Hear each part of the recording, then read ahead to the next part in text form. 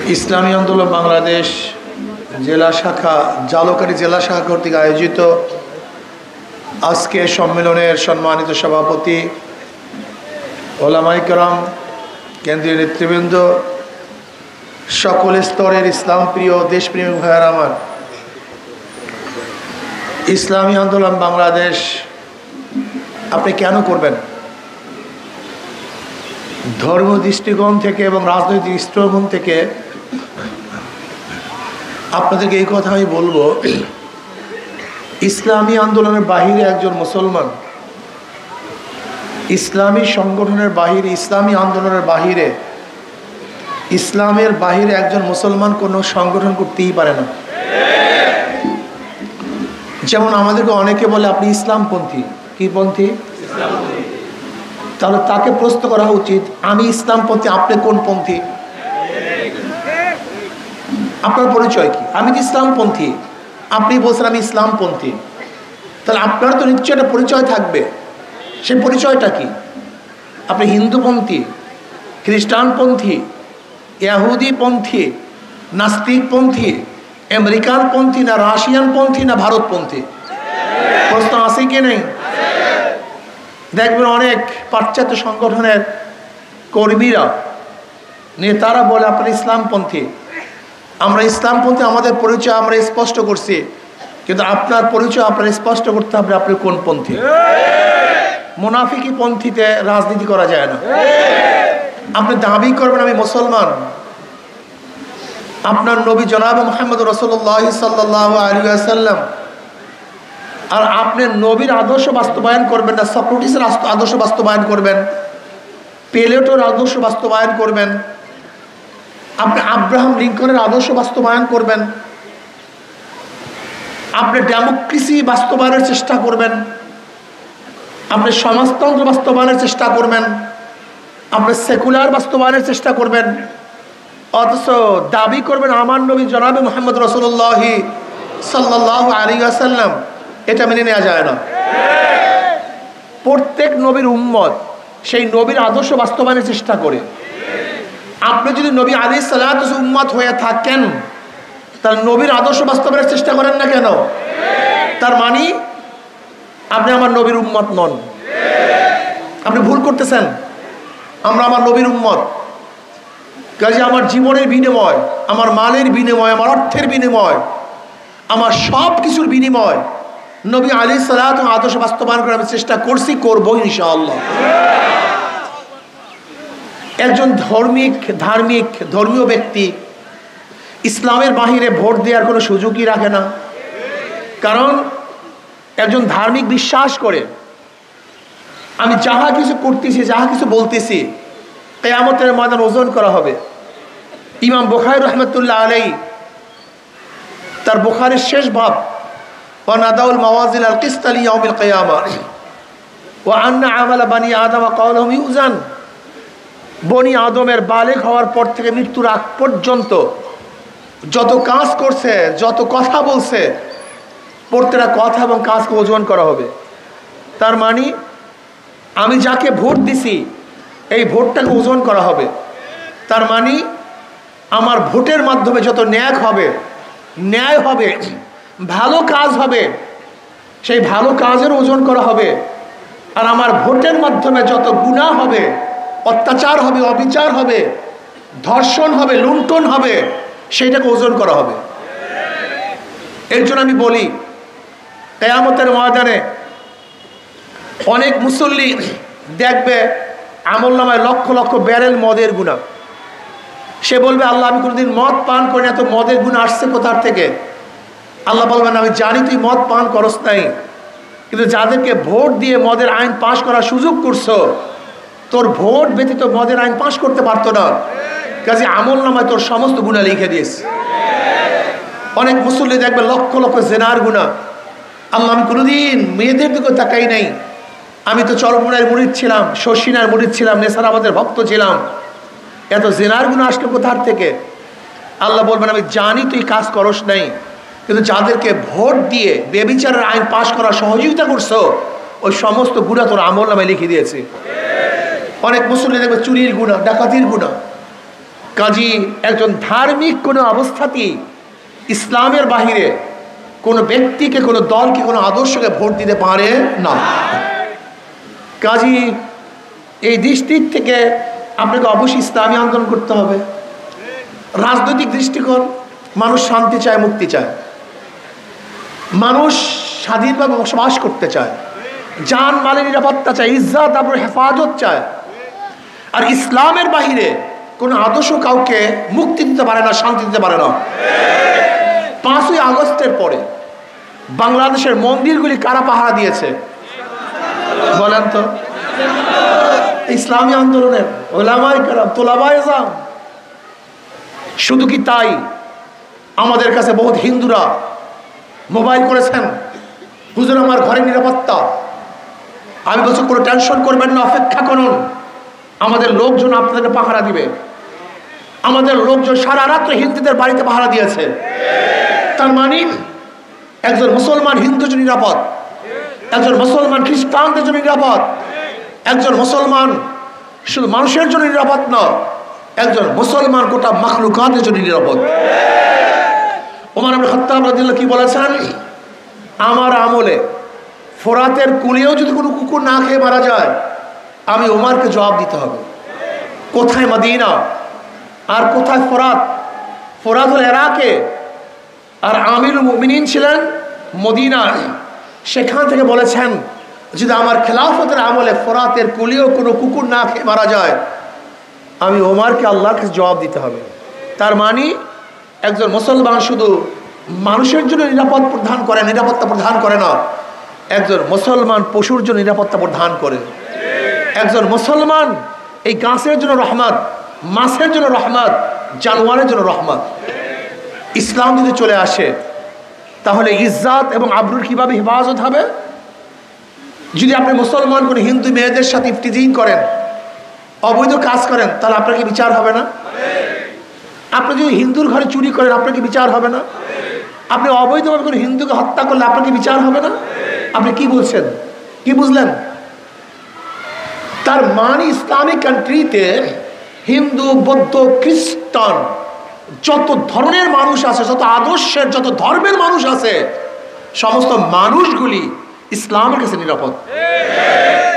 যদি ইসলাম ক্ষমতায় আসে, আমার মহিলারা নিরাপত্তা অর্জন করবে, ধর্ষিতা হবে না, ইফতিজিংয়ের শিকার হবে না। আমার মা বোনেরা উচ্চশিক্ষা শিক্ষিতা হয়ে যাবে। আমার মা বোনেরা আমাদের খাদিজা কুবরা রাদিয়াল্লাহু তাআলা আনহা, আম্মাজান খাদিজা কুবরা রাদিয়াল্লাহু তাআলা যেরকম ব্যবসা করেছেন, আমার মা বোনেরা ব্যবসা করে ধনী হয়ে যাবে। আম্মাজান আয়েশা সিদ্দিকা রাদিয়াল্লাহু আনহা যেরকম উচ্চ মুহাদ্দিসা ছিলেন, অনেক বড় মুহাদ্দিসা ছিলেন, অনেক বড় ফকি ছিলেন, অনেক বড় আলেমা ছিলেন, আমার মা বোন ইসলাম হুকুমাত হলে তারা বড় বড় জ্ঞানী হয়ে যাবে, শিক্ষিতা হয়ে যাবে। ইসলামী হুকুমাত যদি হয়, জালি, জেলে, তাঁতি, মজদুর, কামার, ঋষি, চামার, মেতো, প্রত্যেকটা মানুষের অধিকারকে প্রতিষ্ঠিত করা হবে। শ্রমিকদের অধিকার প্রতিষ্ঠিত করা হবে, তাদের ন্যায্য অধিকার দেওয়া হবে, জান মাল ইজ্জতের আবরুর নিরাপত্তা দেওয়া হবে। কত মানুষ অশান্তিতে বসবাস করবে না, না খেয়ে থাকবে না, বস্ত্রহীন থাকবে না, ক্ষুধার্ত অবস্থায় কেউ থাকবে না, চিকিৎসাবিহীন কেউ ধুকে ধুকে ইনশাআল্লাহ মরবে না। খোলা আকাশের নিচে কোনো মানুষ আদম সন্তান ঘুমাবে না ইনশাআল্লাহ। ইসলাম হুকুমাত আসলে খুঁজে খুঁজে বের করা হবে কোন জায়গায় ক্ষুধার্ত মানুষগুলি আছে, খুঁজে খুঁজে বের করা হবে কোন জায়গায় বস্ত্রহীন মানুষগুলি আছে, খুঁজে খুঁজে বের করা হবে কোন জায়গায় ধুকে ধুকে মানুষ চিকিৎসার অভাবে মারা যাচ্ছে, খুঁজে খুঁজে বের করা হবে খোলা আকাশের নিচে আশরাফুল মাখলুকাত কোন জায়গায় শুয়ে আছে। ইসলামী হুকুমাত যদি চলে আসে, সুষম বন্টন করা হবে, অর্থনৈতিক ভারসাম্যতা রক্ষা করা হবে।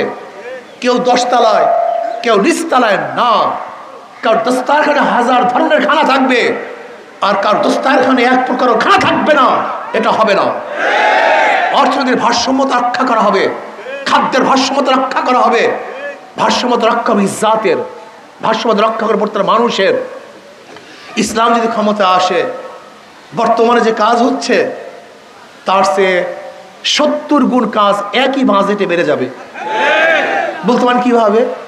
আপনারা জানেন বিগত দিনে বাজেট হইতো 100 টাকা কাজ হতো, 70 টাকা কাজ হতো, 30 টাকা 70 টাকা চুরি হইতো।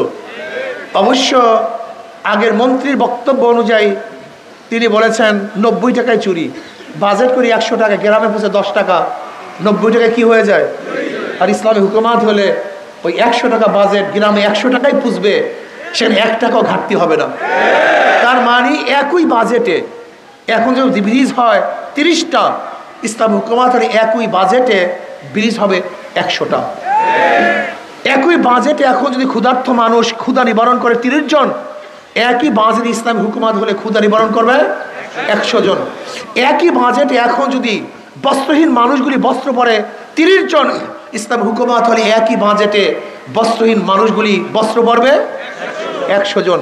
এখন যদি একই বাজেটে গরিব দুঃখী মেহনত মানুষের সন্তানগুলি পড়াশোনা করে 30 জন, একই বাজেটে ইসলামী হুকুমাত হলে একই বাজেটে গরিবদের সন্তানরা পড়াশোনা করবে 100 জন।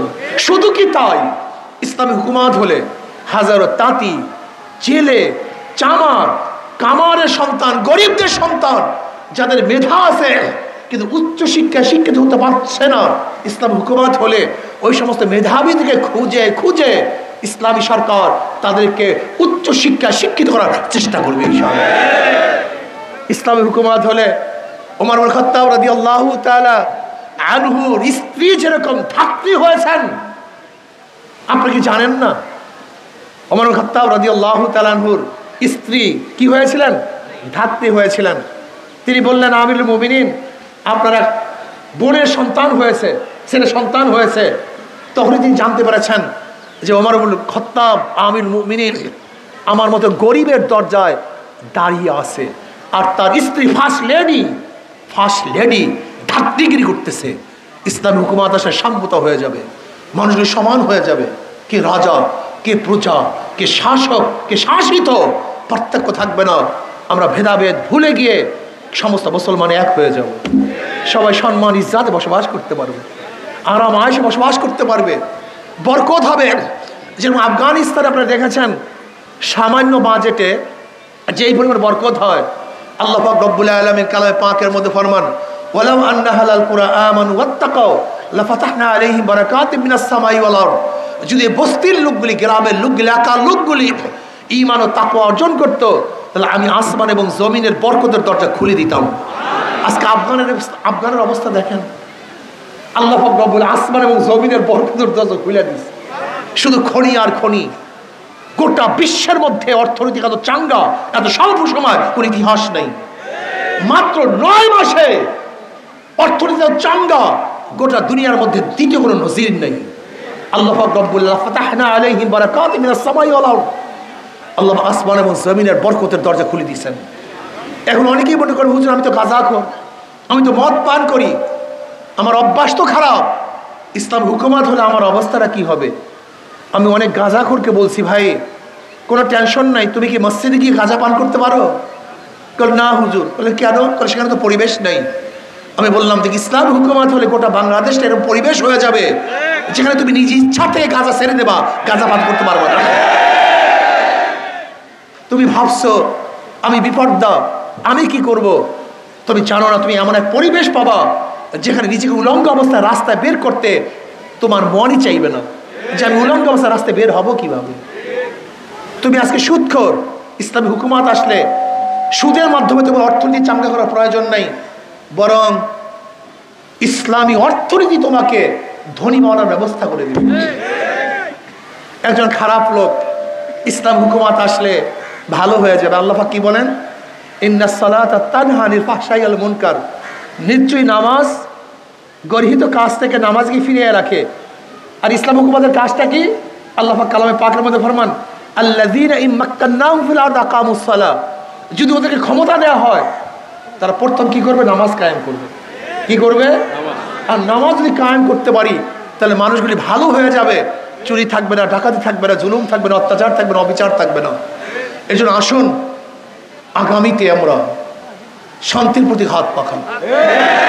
যারা নৌকায় নির্বাচন করে তারা নৌকা চালাতে পারে না, যারা ধানের শীষে নির্বাচন করে তারা ধান কাটতে পারে না, যারা নাঙ্গল নির্বাচন করে নাঙ্গল বইতে পারে না, যারা কাস্তে কুঠার নিয়ে নির্বাচন করে তারা নিজের রাখবি ফাটতে পারে না, কিন্তু হাত পাকে এমন এক প্রতীক যে নির্বাচন করে সেও চালাতে পারে, যারা নির্বাচন করে তারাও চালাতে পারে, গরিবরাও চালাতে পারে, ধনীরাও চালাতে পারে, পুরুষরাও চালাতে পারে, মহিলারাও চালাতে পারে। মুসলমানদের প্রতীক হাত পাখা, হিন্দুদের প্রতীক হাত পাখা। কারেন্ট ফেল করবে কিন্তু হাত পাখা ফেল করবে না। সবাইকে শান্তি দেয়, ভেদাভেদ ব্যতি রেখে সবাইকে শান্তি দেয় এই হাত পাখা। সবার কাছে থাকে হাত পাখা, সবাই বিছানায় থাকে হাত পাখা, সবার সঙ্গে থাকে হাত পাখা। শান্তির প্রতীক হাত পাখা। আমি বিশ্বাস করি পিআর সিস্টেমের নির্বাচন যদি হয়, মার্কায় নির্বাচন, সংখ্যানুপাতিক হারে নির্বাচন হবে। বিএনপি ঘোষণা দিয়েছে আমরা জাতীয় সরকার চাই, আর জাতীয় সরকারের জন্য সবচেয়ে ভালো সিস্টেম হলো পিআর সিস্টেমের নির্বাচন। পিআর সিস্টেমের নির্বাচন হলেই তো জাতীয় সরকার হবে। পিআর সিস্টেমের নির্বাচন হলে সমস্ত আদর্শের মানুষ সংসদে থাকবে, যারা 1% ভোট পাবে তাদের একজন প্রতিনিধি সংসদে থাকবে। সমস্যা কি? সমস্যা কি? তাহলে বাম ডান রাম সমস্ত আদর্শের মানুষ কোথায় থাকবে? সংসদে থাকবে। রাস্তা চিল্লে চিল্লে দরকার নেই, আমরা সংসদে চিল্লা চিল্লে করেন, আপনার দাবি উত্থাপন করে। সমস্যা কি? পিআর সিস্টেমে নির্বাচন ব্যতীত বাংলাদেশে নির্বাচন হয়, তা সেই নির্বাচন প্রশ্নবিদ্ধ নির্বাচন হবে, সেই নির্বাচন কলুষিত হবে, সেখানে আবার পেশি শক্তি ব্যবহার করা হবে, সেখানে আবারও কালো টাকার সরাসরি হবে, সেখানে আবারও গুন্ডা বদমাশ ডাকাত এবং দুর্নীতিবাজরা আবার নির্বাচিত হবে। কিন্তু পিআর সিস্টেমে নির্বাচন হলে মানুষ মার্কায় ভোট দিবে, কোনো ব্যক্তিকে ভোট দিবে না। কাকে ভোট দিবে? যেই মার্কায় যেই সংখ্যায় ভোট পাবে সংখ্যানুপাতিক হারে প্রতিনিধি সংসদের মধ্যে থাকবে। আল্লাহ যদি কবুল করেন হাত পাখা মার্কা 30% ভোট পায়, তাহলে তাদের 90 জন সংসদ সদস্য কোথায় থাকবে? যদি 40% পায়, এত পার্সেন্ট তাদের প্রতিনিধি সংসদে থাকবে। আশা করি ইনশাআল্লাহ যদি পিআর সিস্টেম নির্বাচন হয় তাহলে মানুষ ভোট প্রয়োগ করতে পারবে এবং কোনো ভোট মিস হবে না। যেখানে জাতীয় সরকার নির্বাচিত হবে, কালো টাকা এবং অপশক্তির ব্যবহার করা হবে না, এবং কোনো ফ্যাসিস্ট আর জন্মগ্রহণ করবে না।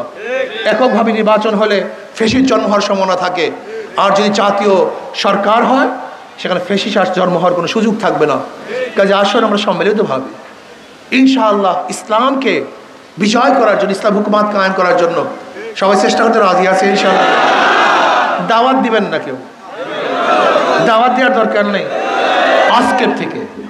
আজকের থেকে নিয়াত করেন, আজকের থেকে নিয়াত করেন আমি কমপক্ষে 500 লোকের কাছে দাওয়াত নিয়ে যাব, কমপক্ষে 100 জনের কাছে দাওয়াত নিয়ে যাব, কমপক্ষে 50 জন লোক ইনশাআল্লাহ দাওয়াতের মাধ্যমে ইসলাম হুকুমাতের জন্য আমি সদস্য করবই করবো ইনশাআল্লাহ। কে কে রাজি আছেন? নারায়ে তাকবীর, নারায়ে তাকবীর। আজকের থেকে আমার দিমাগের মধ্যে, মেজাজের মধ্যে, মুখের মধ্যে থাকবে দাওয়াত। আসি ইসলাম হুকুমাত কায়েম করার জন্য ইসলামী আন্দোলনে অংশগ্রহণ করি, হাত পাখাকে সমর্থন করি।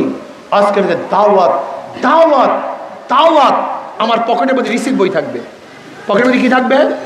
প্রত্যেকের পকেটে রিসিট বই থাকবে, প্রত্যেকের পকেটের মধ্যে ওই তো সদস্য সংগ্রহ বই, সদস্য সংগ্রহ বই প্রত্যেকের পকেটের মধ্যে থাকবে। আমি সদস্য সংগ্রহ করব। কে কত সদস্য সংগ্রহ করতে পাল্লা হবে এখানে। আপনি যদি একজনকে দাওয়াত দিয়ে ইসলামের পথে আনতে পারেন, ওই ব্যক্তি যত নেকের কাজ করবে তাই আমল নামায় আল্লাহ ওই বলবেন নেক লিখে দেবে। কাজে আজকে সদস্য সংগ্রহ ফরম পকেটে থাকবে তো ইনশাআল্লাহ। আল্লাহ আমাদের সবাইকে কবুল করে নেন। জেলা কমিটি